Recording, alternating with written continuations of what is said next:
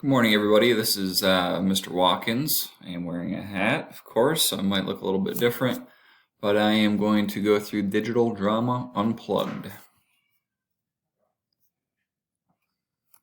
The essential question is, how can we de-escalate digital drama so it doesn't go too far?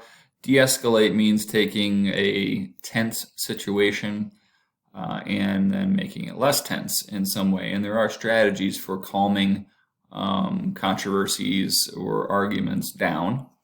In other words, you don't want to pour gasoline on the fire. You want to put the fire out if you can. All right, the objectives are to reflect on how easily drama can escalate online, identify de-escalation strategies, like I just mentioned, for dealing with digital drama, and reflect on how digital drama can affect not only oneself, but also those around us. These are normal things that we should be doing. That's what a norm is. If we're in a group and we're discussing, like in class, this is how things should go. They don't always go that way. And I think when we're in class and you notice people not respecting other people's viewpoints, or people interrupting, or not assuming positive intent, or people that are disagreeing and they're doing it in a disrespectful manner, I know we can all relate to the in-classroom group discussions, and it just does not work very well. So if you're doing that online, of course, that is not a positive thing to be involved with. How does drama, emotional conflict between people happen online? Can you think of any examples? The directions here say take a moment to think silently about this question.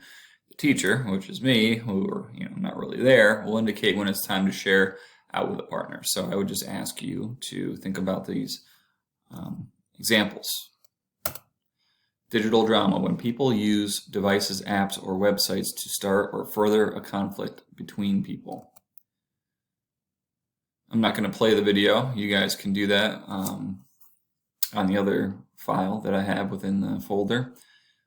Why does digital drama happen, and what are some ways to deal with digital drama? That will be discussed within the video. You do not need to do this part. We will do it in class. De-escalate, to lessen the intensity or anger in a conflict. This is where in class, so you should think about it at home. What are some ways that you can think of that you are able to de-escalate a problem? Just even before going on in this slideshow, one thing I like to try to do with students that are having issues is for them to think about the consequences of their actions before they actually escalate to a point of fighting or really yelling or swearing or doing things that are just way out of line for the norm. And usually that can help to de-escalate. I say, if you choose to fight, or if you choose to swear, or if you choose to do these things in the future, you're going to get detention, or you're going to be out of school suspension, or these are extreme examples. But my point is, one strategy that I like to use is to point out to people the consequences of their actions, because when people are heated and they're angry, a lot of times we don't think about the consequences, and consequences are real. And if we can realize what they may be, I think that de-escalates in some way. The last thing you want to do when trying to de-escalate is to act like you have all the answers and solutions, and also act like they're easy to do. People in the heat of the moment don't necessarily want to hear that you know how to solve their problems. Okay, that is a way that would actually escalate the issue in most cases.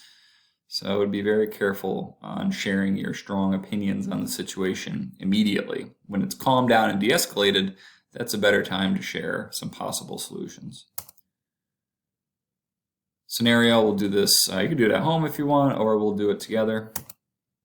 Some directions, again, in class stuff. And we are kind and courteous.